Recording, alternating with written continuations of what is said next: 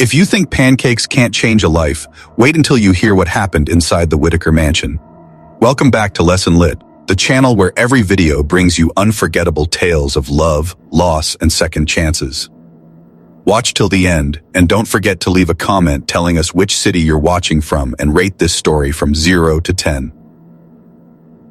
Frost traced pale veins across the windows of the Whitaker mansion, blurring the morning light into something cold and gray. In the dining room, the long table gleamed with polished silver, but the plates in front of Madison and Khloe were as untouched as they had been yesterday.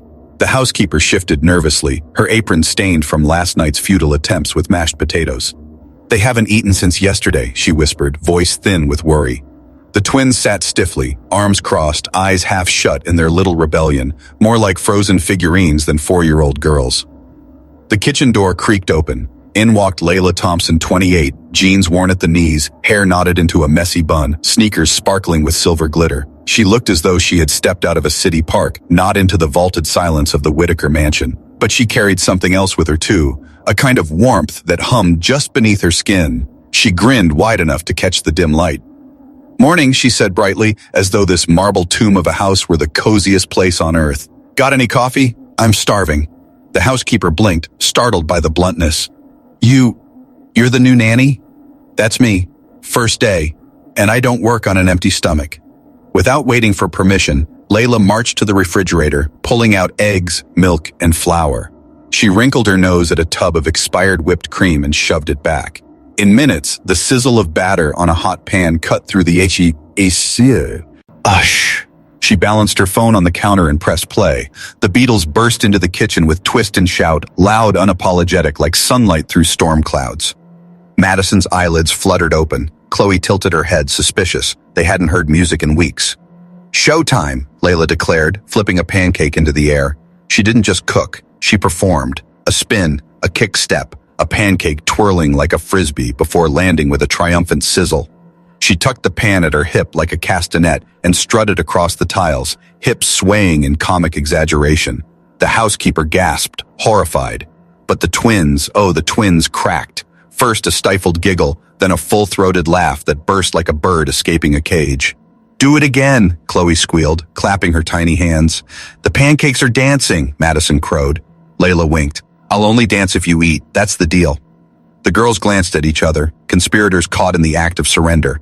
Their forks scraped against porcelain, and the housekeeper nearly cried when the first bites vanished into their mouths.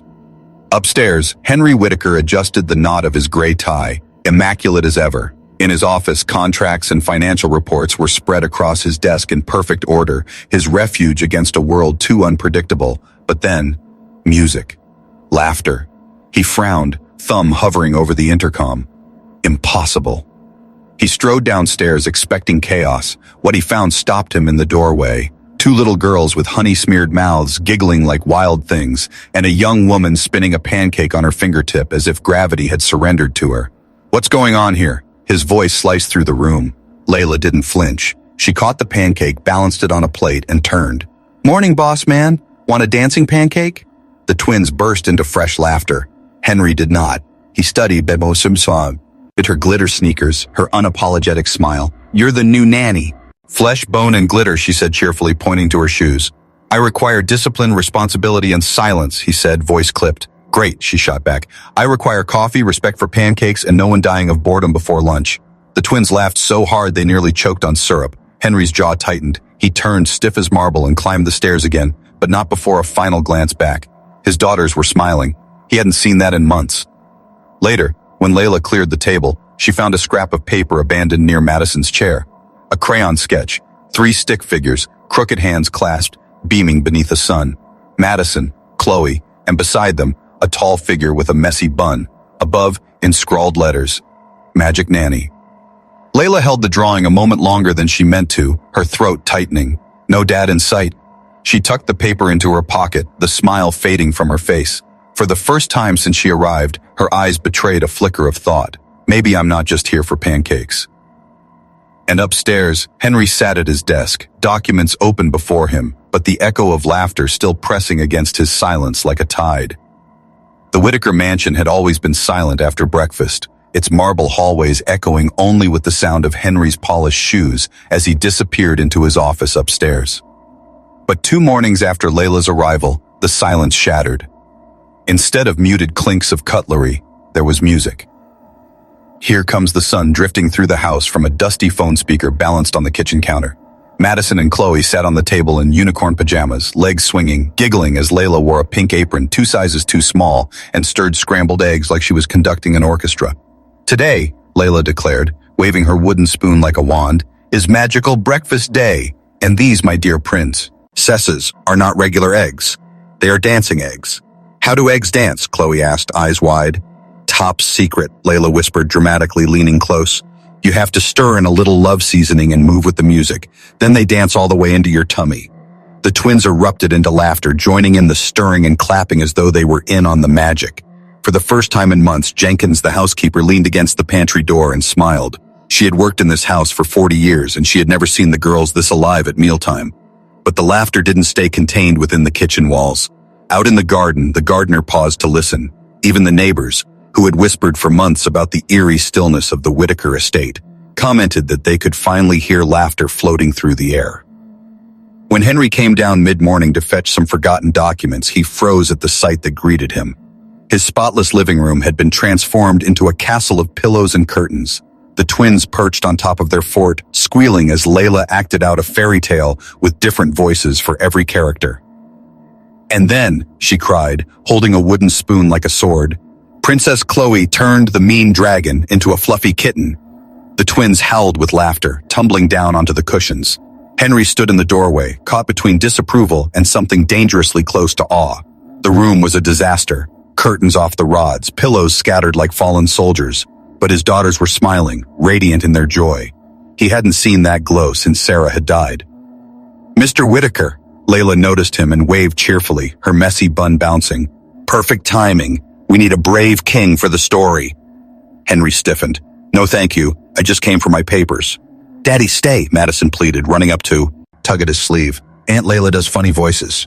For a moment, Henry's expression cracked. He looked down at Madison, hopeful, eager, so alive, and felt a sharp pang in his chest. But he pulled away gently. "Maybe another time, sweetheart. Daddy has to work." Madison's smile wilted. Henry turned, retreating back upstairs, but his heart thudded with guilt. He had never realized how much his daughters had needed this until now.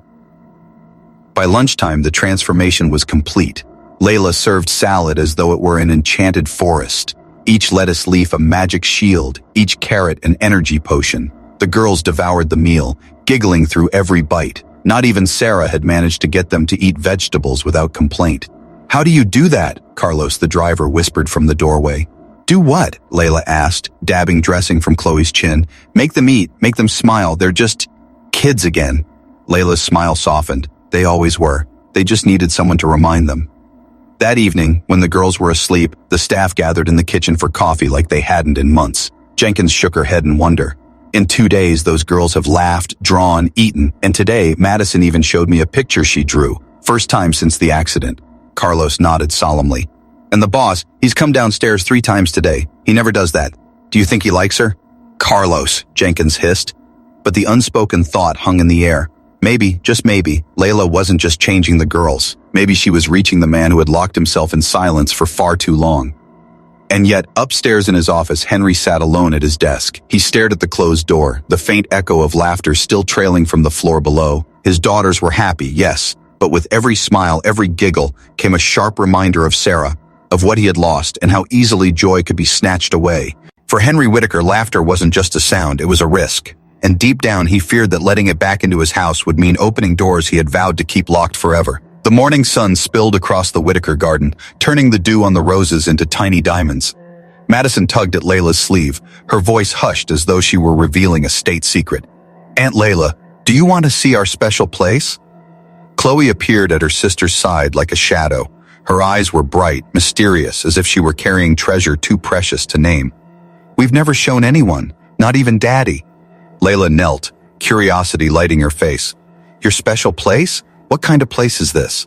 "You'll see," Madison whispered, her tone solemn. "But only because you're special." The twins led her down the garden path, past the marble fountain and the manicured rose bushes Henry prized like trophies. They stopped beneath the oldest tree on the property, its roots gnarled and sprawling like veins pushing up from the earth. Madison dropped to her knees, digging into the soft soil with her tiny fingers. Within moments, a small blue tin box emerged, dirt clinging to its edges. Khloe brushed it off with reverence. Our treasure box. Leila's heart squeezed. She sat cross-legged in the grass as Madison pried open the lid. Inside was not candy or toys, as she had expected, but a carefully arranged shrine. Photographs of a golden-haired woman with a radiant smile, a lock of hair tied with a pink ribbon, crumpled drawings, faded flowers pressed flat as paper, and letters, folded and worn from being touched too many times. "This is Mommy," Khloe whispered, holding up a photo with both hands, as if the picture itself might break. The woman's smile was dazzling, and for a moment, Leila forgot how to breathe. She had Sarah's warmth about her, a light captured forever on glossy paper. "She was the most beautiful," Madison said, clutching the picture close. "And the funniest. She made pancakes too. Not like yours though, hers burned sometimes." She giggled, then the sound faltered. Khloe unfolded one of the papers and handed it over. "This is my letter. I write to her every week." Leila carefully smoothed the wrinkled page. In uneven, crooked handwriting, Khloe had scrawled, "Dear Mommy, Aunt Leila makes us laugh now. She makes Daddy smile sometimes too. I think you'd like her. When you come back, you can be friends. Love, Khloe." Leila's chest tightened until it hurt. Madison pulled out her own letter. "I told her about pancakes. She promised she would never leave us, so one day she's going to come back." Leila blinked hard. These children weren't just grieving, they were waiting, faithfully, desperately, for someone who would never return. She swallowed against the lump in her throat. "Girls, you know, when people go to heaven, it's because they can't come back to Earth anymore. It's like a trip with no return ticket." Madison's eyes widened in horror. "That's not true. Daddy said she's just watching us from the sky. That means she can still come back." Khloe clutched her photo tighter. "Don't say that, Aunt Leila. Don't say Mommy's not coming back." "I know it's hard," Leila whispered, moving closer, her hands trembling. "But she's still here. In the way you smile, in the love you feel, in all these beautiful memories. That's how she'll always stay with you." Madison shook her head violently, tears spilling. "She promised she wouldn't leave us." The words stabbed into Leila's chest. She pulled both girls into her arms, kissing their hair, whispering comfort as they cried into her shirt. And then a voice cut through the air, cold and sharp as broken glass. "You had no right." Leila froze, the twins still clinging to her. She looked up. Henry stood a few feet away, his gray tie loose, his face carved in fury. "Henry, I was just trying." "You were just meddling," he snapped, striding forward, his presence towering. "You don't decide when they face this. You don't dictate how my daughters grieve." "They're writing letters to a ghost," Leila shot back, unable to hold her ground in silence. "They're waiting for a return that will never happen. That's not healing. That's cruelty." Henry's jaw tightened, his voice low and dangerous. "They are 4 years old. They don't need brutal truths. They need to feel safe. They need to feel loved, not your lectures."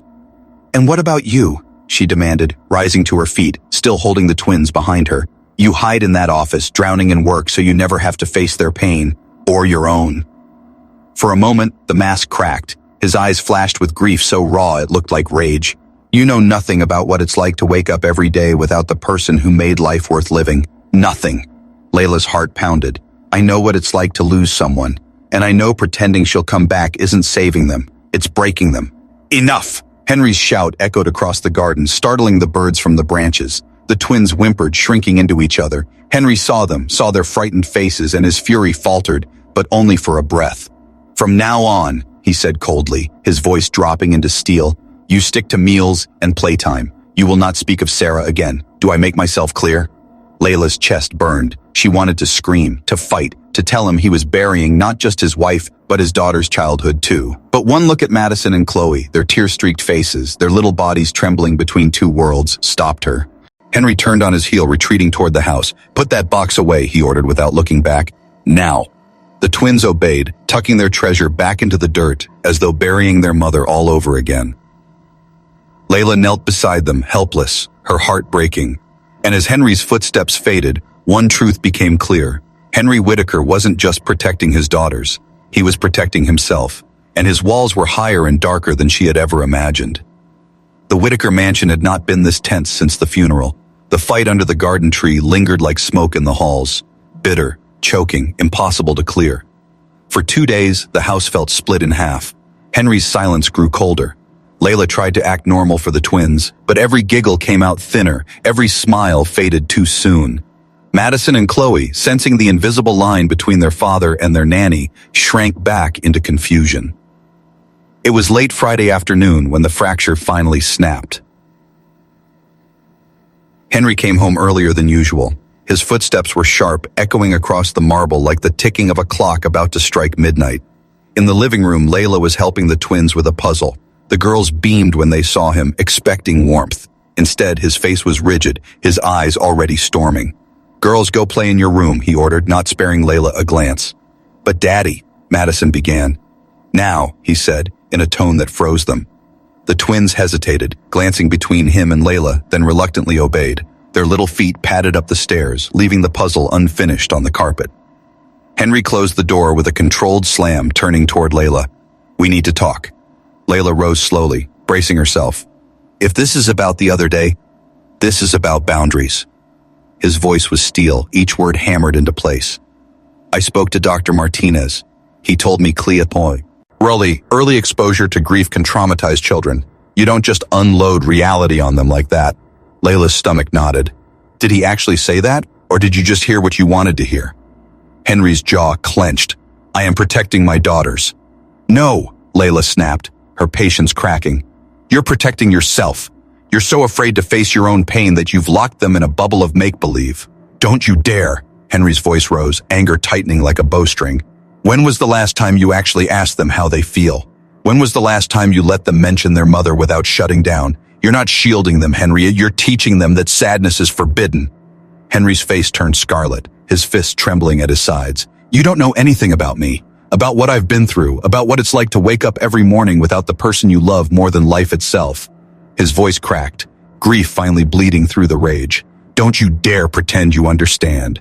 Before Leila could respond, a sound cut through the house, a door slamming upstairs, then hurried footsteps. Henry and Leila froze. "Madison, Khloe," Henry called, his voice sharp with sudden panic. Silence answered. They bolted up the stairs. The girls' room was empty. The curtains fluttered against an open window, wind rushing in like a thief. "Where are they?" Henry whispered, his face drained of color. "Madison! Khloe!" Leila shouted, her voice cracking as she ran down the hall. Nothing. The mansion erupted into chaos. Jenkins dropped her tray of cups in the kitchen, glass shattering on tile. Carlos sprinted through the corridors, Rosa checking closets and guest rooms. Henry thundered from room to room, his polished exterior ripped away, replaced by raw, frantic terror. "They're not in the house," Henry gasped, stumbling down the stairs. "They're nowhere." "Then where?" Leila stopped, her chest tightened with instinct. "Someplace safe, somewhere small, somewhere they can hide together." Her eyes widened. "The kennel." Henry blinked. "What?" "The old dog kennels at the back of the garden." Leila was already running, her sneakers pounding against the stone path. Henry followed, his lungs burning. The kennel sat hidden behind a cluster of trees, forgotten since the property's last owner bred golden retrievers. The wooden structure sagged with rot, weeds curling around its edges. As they drew near, a sound pierced the night. Sobbing, small, fragile, heartbreaking. Leila dropped to her knees, pressing her face to the tiny opening. "Madison? Khloe?" Two tear-streaked faces appeared in the shadows. "Aunt Leila," Madison whispered. "We're right here, sweethearts," Leila soothed, her voice trembling with relief. "You're safe. Come out." Khloe crawled forward, her cheeks blotchy from crying. "Daddy's mad at you because of us," she sobbed. Madison clung to her sister. "It's our fault you fought. We don't want you to leave." Leila's arms ached to hold them, but she stayed still, her voice gentle. "It's never your fault when adults argue. Never. You didn't do anything wrong." "What if Daddy sends you away?" Khloe whispered. "What if we're alone again?" Leila's throat closed, but she forced a steady smile. "No, darling, I'm here, and I'll stay." Behind her, Henry stood frozen, his daughter's words slicing him open. He had never seen them so small, so fragile, and it was because of him. Leila began to hum, then to sing softly, an old Mexican lullaby her grandmother used to calm her through storms. The melody wrapped around the girls like a blanket, soothing their sobs into quiet sniffles. Their eyes fluttered, breathing evening out. Henry watched, hands fixed, In 5 minutes, Leila had done what he had failed to do in 5 months. His daughters felt safe in her arms, safer than they had ever felt in his. When the girls finally crawled out and buried their faces in Leila's chest, Henry's knees buckled. He had to steady himself against a tree. For the first time in years, he felt utterly powerless. And that was when it hit him, the truth he had buried deeper than Sarah's coffin. He wasn't failing just as a husband who had lost his wife. He was failing as a father. Later, when the girls were tucked into bed, Henry stood in the hallway outside their room, staring at the closed door. His hands trembled, his chest hollow. He didn't move until long after midnight, and at 11:02 p.m., he knocked on Leila's door. She opened it, startled, her messy bun loosened from exhaustion. Henry stood there, shoulders slumped, his eyes bloodshot, his tie forgotten. "How did you know where they were?" he asked, his voice low, raw. Leila hesitated. "I tried to think like a scared little girl." Henry's eyes glistened. "They've never hidden from me before, not once." His voice broke. "They've never run from me, until tonight." Leila said nothing, her heart pounding. Henry sank into the armchair by the window, his head in his hands. For a long time he stayed there silent, the weight of his grief pressing the air flat. When he finally spoke, it wasn't as the CEO, not as the cold master of the house. "I don't know how to be their father anymore." His words cracked, bleeding vulnerability he had never allowed anyone to see. "Since Sarah died, I don't know how to be anything except a broken man. I'm failing them, and I don't know how to stop." He lifted his gaze to her, eyes wet and haunted. "Will you teach me?" And for the first time, Henry Whitaker wasn't the coldest man in the Northern Hemisphere. He was just a father begging for help, a week passed after the night of the kennel. Outwardly, the Whitaker mansion returned to its routine. Breakfast, school, work, bedtime. But nothing was the same. Henry had changed. He no longer vanished into his office at dawn, no longer barked orders with clipped detachment. He tried. He sat with the twins at breakfast, even if his tie still hung perfectly straight. He stumbled through bedtime stories, his voice monotone, but at least he was there. And sometimes, late at night, Leila would catch him standing outside the girls' bedroom door, listening to their even breaths as they slept, as though proving to himself that they were safe. Yet something else hung between him and Leila. That night in her room, "Will you teach me?" It had cracked him open. Since then, his glances lingered too long. His questions about the twins' routine slipped into questions about her. And Leila, despite herself, felt the pull too. It was dangerous. She was the nanny. He was the boss. And yet, the air between them buzzed like static before a storm. The storm broke on a rainy Thursday. The twins had their first dance recital at Pine Valley Elementary. For weeks they had practiced in their room, twirling in their tutus, demanding Leila clap after every crooked spin. "Aunt Leila," Madison had whispered the night before, "promise you'll be there. I promise, sweetheart. I'll be in the front row." But promises are fragile things.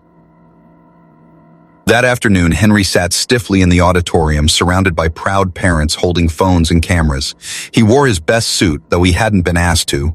The curtain rose. Madison and Khloe stepped on stage, pink and blue tulle glowing under the lights.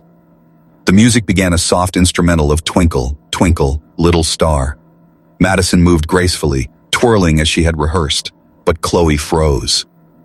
She stood in the middle of the stage, her small chest rising and falling too quickly, her eyes wide. She wasn't looking at the audience. She was searching for Leila. Henry leaned forward in his seat, panic blooming in his chest. He raised a hand, trying to catch her eye. "Khloe," he whispered desperately, "Daddy's here." But when she finally spotted him, her lip trembled. "I want Aunt Leila," she blurted into the microphone pinned at the edge of the stage. The auditorium went still. Parents exchanged uncomfortable glances. Henry's stomach dropped. Madison had stopped dancing, torn between finishing the performance and comforting her sister. Khloe's tears spilled, her tutu shaking as she tried to hold herself together. "She promised," she sobbed. "She promised she'd be here." Henry's heart shattered. He stood abruptly, striding to the side of the stage. Teachers moved to intercept him, but the look in his eyes froze them. He leaned toward his daughter, whispering, "Sweetheart, I know she promised. I'll fix it." And for the first time in his life, Henry Whitaker, the man who controlled everything, did something reckless. He pulled out his phone, his fingers shaking, and dialed the number he knew by heart. Leila answered on the second ring. "Hello?" "It's me," His voice cracked. I know I have no right to call, but I need you. Khloe, she's on stage. She panicked. She's asking for you, begging for you.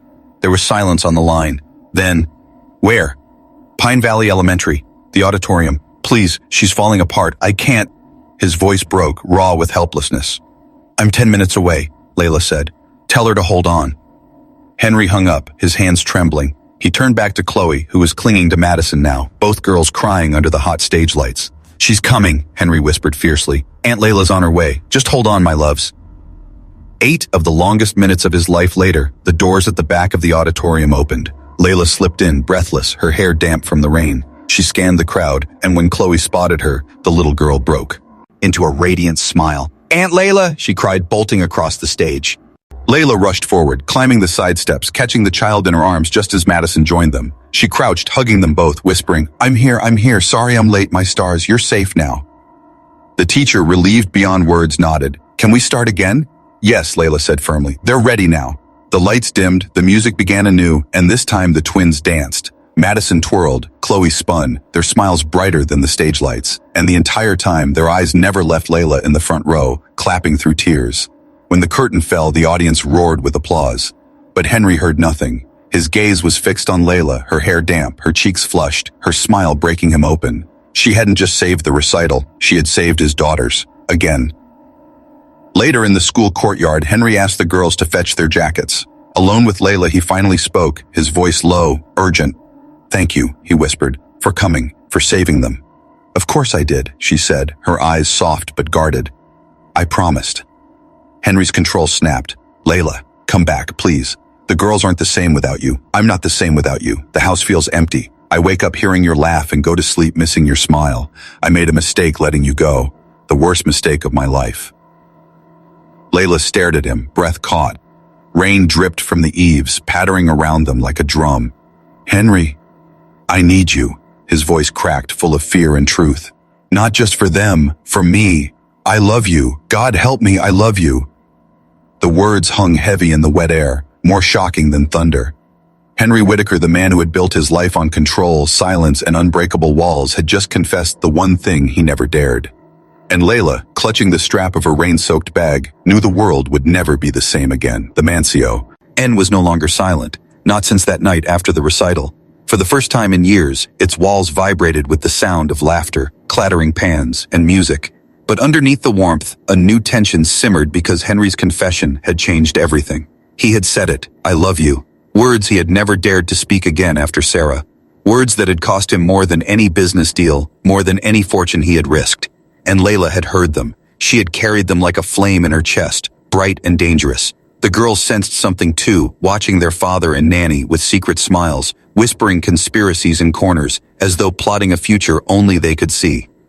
The turning point came on a Sunday afternoon when the twins marched into the living room holding a giant piece of brown craft paper. On it, drawn in bright crayons, were 4 stick figures, Madison, Khloe, Leila, and Henry, all holding hands beneath a house scribbled in rainbow colors. Underneath, in crooked letters, it read, Our family forever. Leila's breath caught. Henry froze, staring at the picture like it was a mirror reflecting everything he'd secretly wanted, but had been too afraid to name. Will you be our mom too? Madison asked, her voice trembling with innocence. Silence dropped heavy across the room. Leila's throat tightened. She glanced at Henry, expecting him to scold the girls for saying something so bold. But instead, Henry's voice broke through the silence, deeper, steadier than it had ever been. That's what I wanted to ask too. Leila blinked. What? Henry dropped to one knee right there in the living room. He pulled a small velvet box from his pocket, one he had carried for days, unsure if he'd ever have the courage to open it. Inside was a simple white gold ring with a small diamond, once his grandmother's. You've brought my daughters back to life, Henry said, his voice trembling. You've made me remember how to laugh, how to live. You've made this house a home again. I love you, Leila Thompson. Not as the nanny, not as an employee, as the woman who turned our world upside down and gave it back brighter. Will you stay with us forever? The twins squealed, bouncing on the couch, chanting, Say yes, say yes. Leila's hands shook as tears blurred her vision. She looked at the man kneeling before her, the girls who clung to her like she was their anchor, and the answer was already written in her heart. Yes, she whispered, then louder, firmer, with all the joy bursting free. Yes. Henry slipped the ring onto her finger with trembling hands before standing, pulling her close, and kissing her softly as the girls squealed around them. For the first time, the Whitaker mansion felt alive, not with wealth or grandeur, but with family. But Victoria Whitaker, Henry's mother, was not ready to surrender her grip so easily. She arrived 2 days later, regal and disapproving, declaring the marriage too rushed, too reckless. "You barely know this girl," she snapped. "What will people say? A nanny stepping into my daughter-in-law's place?" Henry met her gaze with a strength she hadn't seen since Sarah was alive. "They'll say what I already know, that I chose happiness for my daughters and myself, and I will not apologize for it." Victoria's lips thinned, but the twins interrupted, barreling into the room in pajamas and tiaras. "We're having a pajama party wedding," they announced proudly. Victoria's composure cracked just for a second at the sight of their joy. She said nothing, but for once, she didn't argue. The garden transformed that weekend. Instead of white roses and crystal chandeliers, there were pillow forts, fairy lights strung between trees, and flower crowns made by mad dolls. Madison and Khloe.